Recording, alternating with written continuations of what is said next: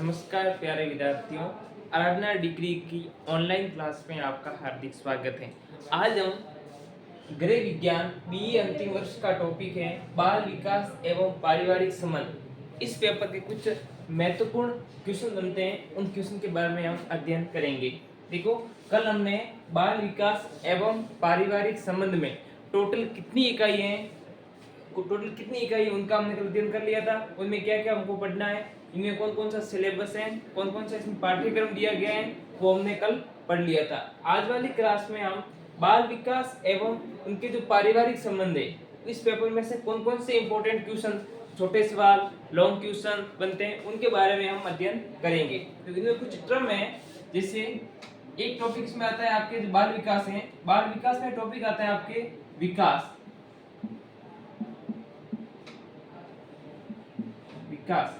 यानी क्वेश्चन आ सकता है विकास को परिभाषित कीजिए।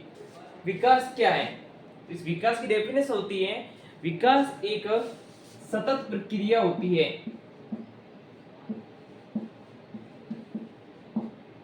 विकास एक सतत प्रक्रिया होती है। विकास की प्रक्रिया में किसी भी व्यक्ति का विकास है वो एक कंटिन्यू प्रोसेस के रूप में या एक सतत प्रक्रिया रूप में चलता रहता है। इसमें शरीर में मात्रात्मक एवं गुणात्मक परिवर्तन देखने को मिलते हैं। विकास किसे कहते हैं? विकास वह प्रक्रिया जो एक सतत क्रम में चलती रहती है तथा इसमें मात्रात्मक एवं गुणात्मक परिवर्तन देखने को मिलते हैं, वह प्रक्रिया विकास कहलाती है। अब क्या है कि आपका सवाल ये बनता है कि विकास किसे कहते हैं, तो आप लिख दोगे कि वह प्रक्रिया जो एक सतत क्रम के रूप से चलती रहती है, जिसमें व्यक्ति में मात्रात्मक और गुणात्मक परिवर्तन देखने को मिलते हैं, वह प्रक्रिया विकास कहलाती है। अब विकास के कुछ सिद्धांत होते हैं। सिद्धांत यानी व्यक्ति का विकास किस प्रकार होता है, उसको बोलते हैं विकास के सिद्धांत। इसमें क्या होता है, एक इसमें होता है विकास रेखीय क्रम में भी चलता है। विकास एक रेखीय क्रम में चलता है, दिशा प्रवृत्ति की दर्शाता है, अलग अलग दिशा में संबंध होता है, और केंद्र से बाहर की ओर भी विकास होता है। यानी कुछ विकास कैसे परिवर्तन होते हैं जो एक रेखीय दिशा में चलते हैं, कुछ अलग अलग दिशाओं में चलते हैं, और कुछ केंद्र से बाहर की ओर भी होता है। और कुछ विकास के सिद्धांत और भी है, मस्तानुविक। इसमें क्या होगा, जब किसी व्यक्ति का विकास होता है तो व्यक्ति के शरीर में केंद्र भाग का विकास पहले होगा, और केंद्र के विकास होने के बाद बाकी वाले शरीर का निर्माण होगा। जैसे मस्तानुविक क्या होगा कि पहले सिर का विकास होता है, धीरे धीरे पैर का विकास होता है, और फिर चौड़ाई में विकास होता है। ये थे विकास के सिद्धांत और विकास की परिभाषा। यानी विकास किसे कहते हैं? यानी व्यक्ति में होने वाले सतत परिवर्तन, इसमें मात्रात्मक एवं गुणात्मक परिवर्तन देखने को मिलते हैं, उसको बोलते हैं हम विकास। ठीक है, अगला कुछ क्रम देखेंगे हम।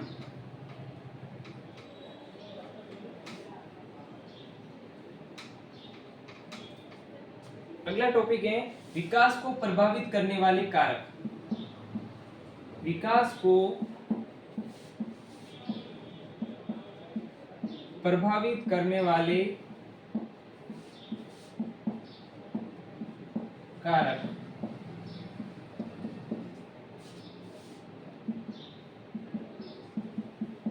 आपके शॉर्ट क्वेश्चन बन सकता है कि विकास को कौन कौन से कारक प्रभावित करते हैं।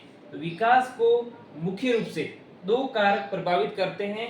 इनमें पहला कारक आता है वातावरण, और दूसरा कारक आता है वंशानुक्रम।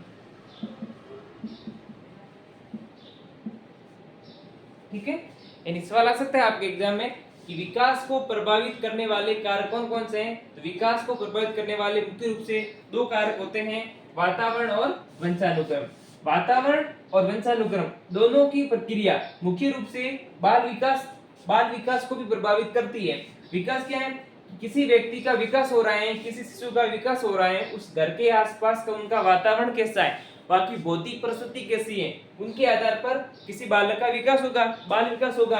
और वंशानुक्रम क्या होता है कि किसी भी बालक का जब विकास हो रहा है तो विकास में कुछ जन्मजात गुणों की प्रगति होती है, वही कारक होते हैं वंशानुक्रम, जो क्या होता है आनुवंशिक सूचनाओं को संग्रहण करते हैं। इसमें अलग अलग अपक्षमता भी देखने को मिलती है, जैसे वंशानुक्रम कुछ अनेक विकार भी देखने को मिलते हैं। नाम आपने सुना होगा वंशानुक्रम में विकार, वंशानुक्रम के विकार। अब वंशानुक्रम की प्रक्रिया से कौन कौन से विकार होते हैं? विकार का मतलब होता है रोग या असामान्यता।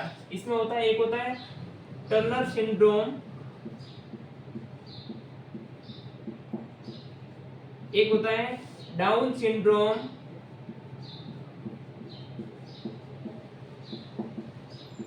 ये दोनों क्या टर्म है? ये दोनों वंशानुक्रम से उत्पन्न असामान्यताएं। यानी ट्रम्प सिंड्रोम क्या है और डाउन सिंड्रोम क्या है? ट्रम्प सिंड्रोम क्या होता है? यानी किसी भी सामान्य लिंगी संरचना में उनके गुणसूत्रों की संख्या सामान्य होती है। उनमें क्या होगा, किसी गुणसूत्र में यदि किसी गुणसूत्र की यदि अधिकता हो गई, गुणसूत्र की संख्या बढ़ गई, तो गुणसूत्र की संख्या में वृद्धि हुई है, वृद्धि होना कहलाता है डाउन सिंड्रोम। और गुणसूत्र की संख्या में कमी हो गई, उसको बोलते हैं टर्नर सिंड्रोम। ये दोनों क्या है? ये वंशानुक्रम के विकार या उनकी असामान्यताएं, ये भी विकास को प्रभावित करते हैं। और वातावरण क्या है? वातावरण उनके आसपास पाई जाने वाली विभिन्न प्रकार की जो भौतिक परिस्थिति है वो बोलते हैं, उसको बोलते हैं वातावरण। अब इसमें क्या है, एक मनोवैज्ञानिक आता है, उस मनोवैज्ञानिक का नाम है वुडवर्थ। क्या नाम है? वुडवर्थ। वुडवर्थ ने बताया कि विकास को मुख्य रूप से दो कारक प्रभावित करते हैं, अर्थात जो विकास की प्रक्रिया है वो वातावरण और वंशानुक्रम, इन दोनों कारकों का गुणनफल है, वो होता है विकास। ये किसने दिया? वुडवर्थ ने। ये क्या, ये पूछ सकता है कि वुडवर्थ के अनुसार विकास को परिभाषित करें, तो वुडवर्थ ने बताया कि वातावरण इंटू वंशानुक्रम करेंगे तो बराबर क्या बनेगा? विकास। ये क्या इसकी टर्म है, इसने भी इसकी परिभाषा दी थी। अगला टर्म अध्ययन करेंगे हम,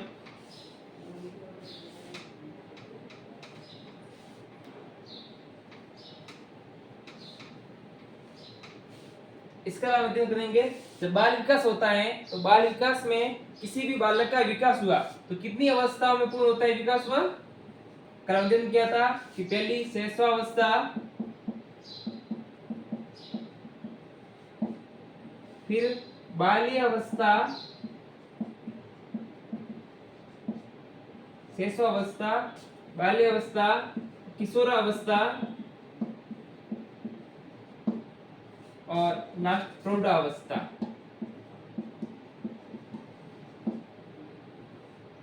यानी किसी बालक का विकास होता है तो वह अलग अलग अवस्थाओं में संपन्न होता है।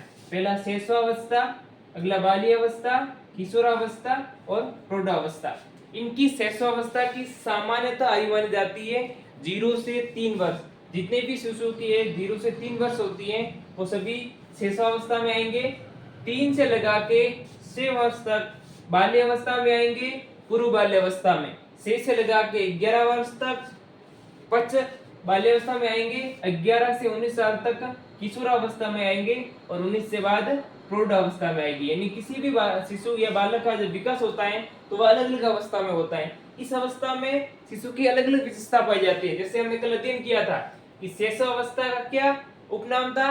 शैशवावस्था में क्या होता है कि बालक में नोसिज्म की प्रवृत्ति पाई जाती है। कौन सी प्रवृत्ति? नोसिज्म। अब नोसिज्म क्या होता है? नोसिज्म किसे कहते हैं? नोसिज्म होता है आत्म प्रेम की अवस्था। कौन सी? आत्म प्रेम की अवस्था। इसमें क्या होता है? इस अवस्था में शिशु अपने खुद से प्रेम करता है, यानी इसमें आत्म प्रेम की भावना पाई जाती है। वह प्रक्रिया होती है नोसिज्म, शैशवावस्था में। अब शैशवावस्था में क्या होगा? शैशवावस्था में मुख्य रूप से यह खिलौनों की अवस्था है। खिलौनों की अवस्था है। यानी शैशवावस्था को खिलौने की अवस्था या टॉय एज भी कहते हैं। ठीक है, अगला होता है बाल्य अवस्था। अब बाल्य अवस्था में क्या है कि बाल्य अवस्था में जब बालक में कौन कौन सी विशेषता पाई जाती है। बाल्य अवस्था में एक होता है समलिंगी मित्रता, समलिंगी मित्रता, यानी बाल्य अवस्था में बालक का जब विकास होगा तो इनमें समलिंगी गुण पाया जाता है, अर्थात वह समान समान लिंग आपस में क्या बनाएंगे, गुट बनाएंगे, और गुट बना के अपना व्यवहार भी अलग अलग आपस में समान लिंग होते हैं उसके साथ दर्शाएंगे। यानी एक बालक का ग्रुप और एक बालिका का ग्रुप, दोनों ग्रुप अलग अलग रहेंगे। और इसमें क्या होगा, ये मुख्य रूप से खेल की अवस्था है,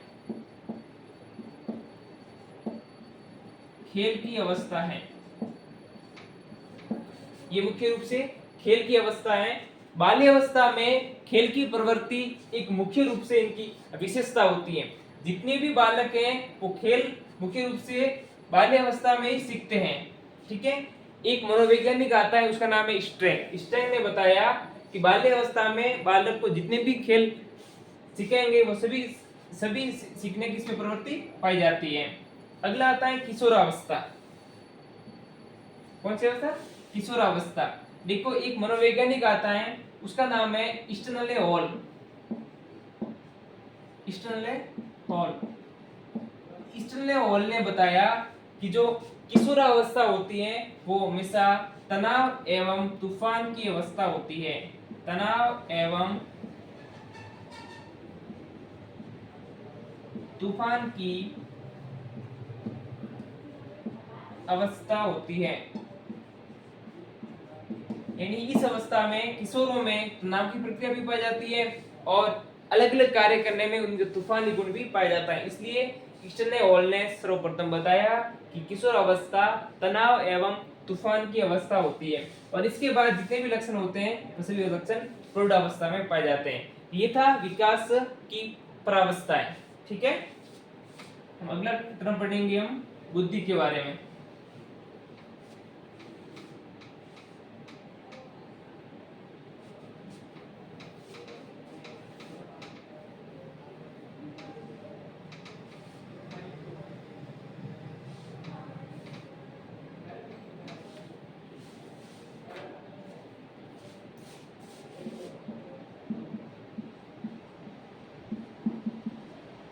ये भी आपके एक नंबर का सवाल, डेढ़ नंबर का सवाल आ सकता है कि बुद्धि को परिभाषित कीजिए। बुद्धि किसे कहते हैं?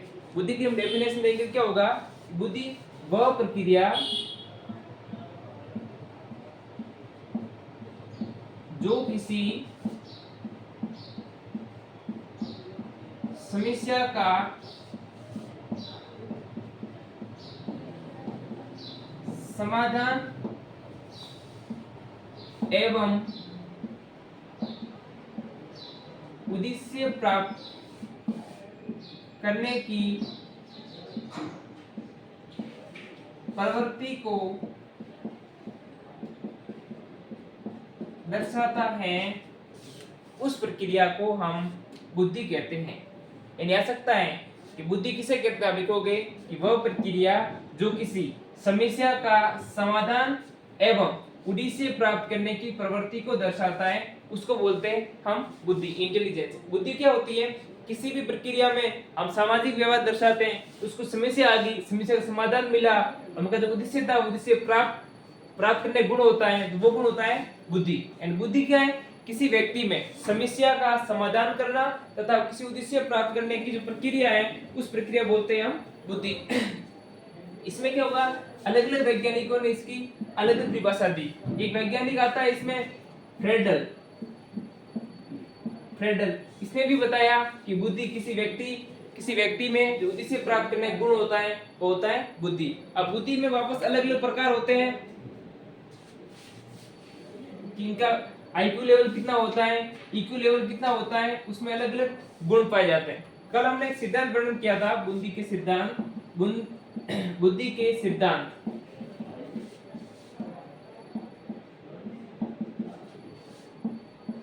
इसमें इंपॉर्टेंट सिद्धांत आता है, बुद्धि का सिद्धांत है हार्वर्ड गार्डनर का सिद्धांत। सर्वप्रथम हार्वर्ड गार्डनर मनोवैज्ञानिक ने बताया कि किसी व्यक्ति में इंटेलिजेंस की जो प्रोसेस होती है वो अलग अलग चरणों में होती है। हार्वर्ड गार्डनर ने बुद्धि के लिए बहु बुद्धि सिद्धांत प्रतिपादित किया। बहु बुद्धि सिद्धांत प्रतिपादित किया। इस सिद्धांत के अनुसार किसी व्यक्ति में बुद्धि की प्रक्रिया अलग अलग होती है। कुछ व्यक्ति चित्रकारी में कार्य दर्शाता है, कुछ व्यक्ति स्पीच में दर्शाता है, कुछ व्यक्ति पढ़ने में, कुछ व्यक्ति लिखने में, अलग अलग कारक दिए। और इसका एक लास्ट कारक आता है, उसका नाम है अस्तित्ववादी। अस्तित्ववादी इस कारक का उन्होंने प्रतिपादन 2000 ईस्वी में किया था और यह मुख्य रूप से 9वां कारक था। ठीक है, इंपॉर्टेंट इसमें से जाता है कि हार्वर्ड गार्डनर का सिद्धांत को परिभाषित करें, ऐसा भी आपके एग्जाम नंबर का सवाल आ सकता है। आज अब अगला टॉपिक पढ़ेंगे हम बुद्धि की विशेषता। बुद्धि की विशेषता।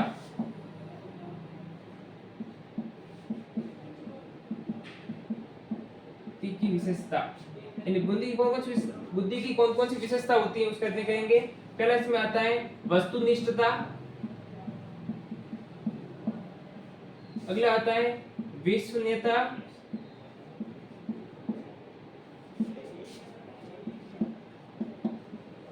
लौकिकता। ये अलग अलग इस बुद्धि की विशेषता होती है। वस्तुनिष्ठता क्या होती है?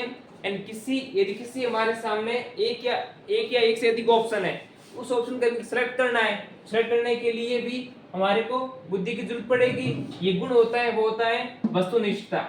विश्वसनीयता क्या होता है? किसी भी सवाल का हमको आंसर देना है और उन आंसर को परफेक्ट देना है, ये गुण होता है विश्वसनीयता। और लौकिकता क्या होता है? किसी सवाल का नियमित तार्किक रूप से उसका समाधान करना, ये गुण कहलाता है लौकिकता। तो ये था बुद्धि की कुछ विशेषताओं के बारे में। अगला टॉपिक पढ़ेंगे हम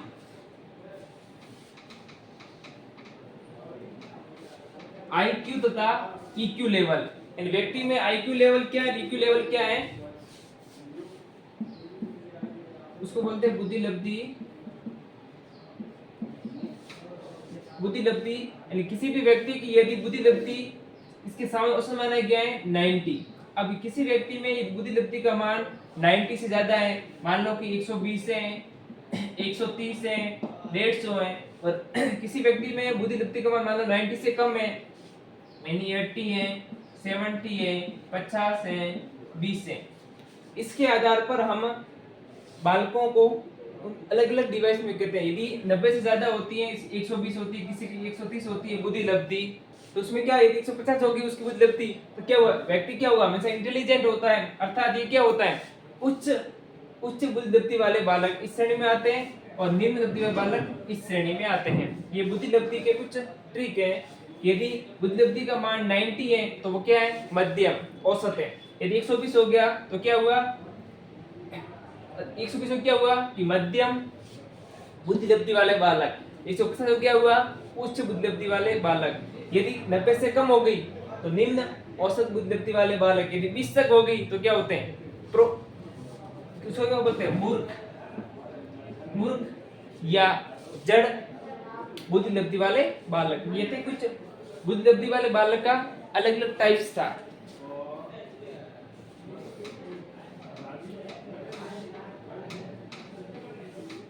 अगला टॉपिक पढ़ेंगे हम व्यक्तित्व। व्यक्तित्व, अब व्यक्तित्व किसे कहते हैं, पर्सनैलिटी किसे कहते हैं, किसी भी व्यक्ति का जो व्यक्तित्व है वो कैसे पता लगाया जाता है, व्यक्तित्व क्या कहलाता है। यानी किसी भी बालक है, क्योंकि हम बाल विकास पढ़ते हैं, किसी बालक में समाज के साथ वो कैसा व्यवहार दर्शाता है, उनका जो गुण होता है वह व्यक्तित्व कहलाता है। उनमें कितनी श्रेष्ठता मिलती है, कितनी श्रेष्ठता मिलती है, वह गुण भी व्यक्तित्व कहलाता है। अब व्यक्तित्व क्या है, व्यक्तित्व मुख्य रूप से पर्सनालिटी शब्द लैटिन भाषा के पर्सोना से बना है। लैटिन भाषा के पर्सोना से बना है और पर्सोना का मुख्य अर्थ होता है मुखौटा। मुखौटा यानी ग्रहण करना, ये प्रक्रिया होती है व्यक्तित्व। व्यक्तित्व शब्द, पर्सनालिटी शब्द पर्सनैलिटी शब्द से बना है और इस पर्सनैलिटी शब्द एक लैटिन शब्द पर्सोना से बना है और पर्सोना का होता है मुकुटा और मुकुटा होता है ग्रहण करना, उसको बोलते हैं हम व्यक्तित्व। व्यक्तित्व क्या है? पर्सनैलिटी। पर्सनैलिटी का हिंदी रूपांतर क्या बोलाता है? व्यक्तित्व। पर्सनैलिटी शब्द ग्रीक शब्द पर्सोना से बना है और पर्सोना का होता है मुकुटा और मुकुटा मतलब क्या होता है? ग्रहण करना, ग्रहण करना, ये भी क्या कहलाती है? व्यक्तित्व। अब व्यक्तित्व के पढ़ेंगे हम प्रकार। व्यक्तित्व के प्रकार, व्यक्तित्व के प्रकार। एक मनोवैज्ञानिक आता है, उस मनोवैज्ञानिक नाम है जुंग। क्या नाम है? जुंग। जुंग नामक मनोवैज्ञानिक ने व्यक्तित्व के मुख्य रूप से 3 प्रकार बताए। कितने प्रकार? 3 प्रकार। पहला होता है अंतर्मुखी, दूसरा इसने बताया बहिर्मुखी और तीसरा इसने बताया उभयमुखी। एक मनोवैज्ञानिक हैं जुंग। जुंग ने बताया कि व्यक्तित्व को 3 भागों में विभाजित किया गया है, अंतर्मुखी, बहिर्मुखी तथा उभयमुखी। यानी व्यक्तित्व के कुछ ऐसे आंतरिक लक्षण पाए जाते हैं जो अंतर्मुखी, बहिर्मुखी और उभयमुखी 3 श्रेणियों में विभाजित किया गया है। कुछ व्यक्ति ऐसे होते हैं जो कम उसमें कम बोलने की प्रवृत्ति पाई जाती है, अर्थात ये क्या करते हैं? ये ओनली अध्ययन ही करते हैं, इनमें सेल्फ डिसीजन की क्षमता पाई जाती है। वो सभी व्यक्ति अंतर्मुखी की श्रेणी में रखे गए हैं, अर्थात इनमें स्पीच देने की कम प्रवृत्ति पाई जाती है, इस व्यक्तित्व कम बोलते हैं और ये एकांत में रहते हैं, उसको बोलते हैं अंतर्मुखी व्यक्तित्व। अब अंतर्मुखी व्यक्तित्व क्या होगी? ये मुख्य रूप से अंतर्मुखी व्यक्तित्व होता है, मुख्य रूप से इनकी बुद्धि दीप्ति का मान है वो हाई होता है। इनके बुद्धि दीप्ति का मान क्या होता है? हाई होता है। और सभी श्रेणी इसमें जितने भी व्यक्ति आएंगे वो सभी किसमें आएंगे? अंतर्मुखी। एक होता है बहिर्मुखी। बहिर्मुखी क्या होते हैं? कुछ व्यक्ति ऐसे होते हैं जो समाज के साथ अधिक मिलनसार से रहते हैं, इनमें स्पीच की प्रवृत्ति ज्यादा पाई जाती है, एक समूह में रहते हैं तथा एक गुट का प्रभुत्व की क्षमता रखते हैं, वो सभी व्यक्ति बहिर्मुखी के अंतर्गत आएंगे। और उभयमुखी क्या होगा? ऐसे व्यक्तित्व जिसमें अंतर्मुखी और बहिर्मुखी दोनों के गुण पाए जाते हैं, वो हमेशा उभयमुखी के अंतर्गत आएंगे। ये बताया था जुंग नामक मनोवैज्ञानिक ने। ठीक है, इसमें कुछ और टर्म अध्ययन करते हैं हम। आपके बाल विकास एवं पारिवारिक संबंध में एक टॉपिक है खेल। अब पिछली बार एग्जाम में सवाल आया था कि खेल को परिभाषित करें। खेल क्या होता है? यानी व्यक्ति के अंदर स्वाभाविक एवं जन्मजात प्रवृत्ति पाई जाती है, इसी के आधार पर व्यक्ति वातावरण के साथ अपनी शारीरिक क्षमता को दर्शाता है, वह प्रक्रिया खेल कहलाती है। यानी व्यक्ति के अंदर एक तो ये तो स्वाभाविक गुण भी होता है और जन्मजात गुण भी होता है। स्वाभाविक का मतलब क्या होता है और जन्मजात का मतलब क्या होता है? यानी जब बालक का विकास हो रहा है, उस विकास के दौरान बालक में कुछ ऐसे लक्षण पाए जाते हैं जो लक्षण जन्म के बाद सीखता है या किसी वातावरण के अन्य कारकों से सीखता है, वो सभी लक्षण क्या होंगे? स्वाभाविक लक्षण होंगे। और कुछ ऐसे लक्षण होते हैं जो मुख्य रूप से जन्म होता है, उस जन्म के कुछ जन्मजातीय लक्षण होते हैं जो अपने पूर्वजों में पाए जाते हैं, उन लक्षणों को दर्शाता है, वो होता है जन्मजात। अर्थात दोनों की प्रवृत्ति का जो मिक्स रूप है वो क्या बुलाता है? वो क्या कहलाता है? वो खेल कहलाता है। ठीक है, इसमें एक और टर्म है आदत। आदत क्या होता है वो पढ़ेंगे अभी। आदत पिछली बार ये भी सवाल आया था, आदत को परिभाषित करें। आदत किसे कहते हैं? किसी भी कार्य करने की प्रवृत्ति में स्थायी का गुण आदत कहलाता है। ठीक है, आदत क्या होती है? किसी व्यक्ति को कार्य करने की प्रवृत्ति होती है, वो एक लंबे समय तक वही कार्य करता है, वही प्रवृत्ति होती है, उसको बोलते हैं हम आदत। ठीक है, अब आदत क्या है कि किसी कार्य कर रहे हैं, वो लंबे समय तक करते हैं, अर्थात व्यक्ति क्या हुआ, वो हैबिट बन गई है, हैबिट बन गई है, वही क्या कहलाता है? आदत कहलाता है। ठीक है, अब आदत दो प्रकार की होती है, अच्छी आदत भी हो सकती है और बुरी आदत भी हो सकती है। तो कल हम अध्ययन करेंगे कि बुरी आदतें, उनको छोड़ने में क्या क्या तरीके अपनाए जा सकते हैं, उनके बारे में हम कल अध्ययन करेंगे। तो आज टॉपिक था बाल विकास पारिवारिक संबंध में कुछ टर्म के बारे में, कुछ महत्वपूर्ण टर्म, इसमें कौन से सवाल आपके आ सकते हैं, उनका हमने अध्ययन किया। कल हम पढ़ेंगे आदत के प्रकार। ठीक है।